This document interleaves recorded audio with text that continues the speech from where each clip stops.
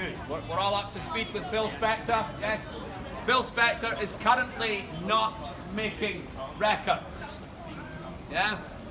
Before he murdered anyone, the wall of sound recording technique, layering sound upon sound, river deep, mountain high.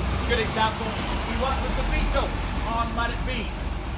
I want to look at him as a businessman here. The Stones approached him in '64 when he was here with Gene Pitney.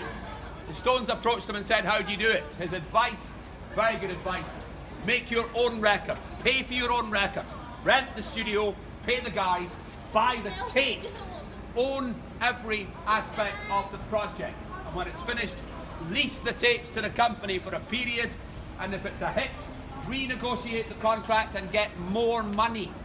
Very good advice. The Stones sold considerably fewer singles than the Beatles, but they often made more money because they made their own records on the hoof.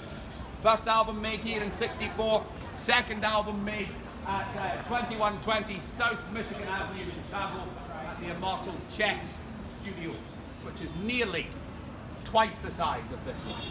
Still quite a small studio. Independent record production arrives in our culture.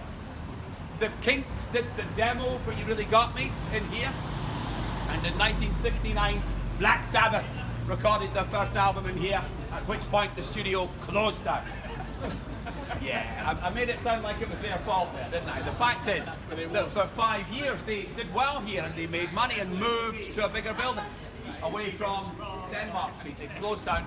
It became a number of offices.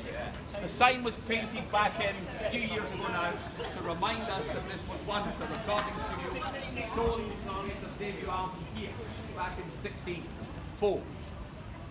If we take up a position on the opposite side of the road, we can bring in Reginald Kenneth Dwight. Yeah, you know who he is, don't you? Elton John.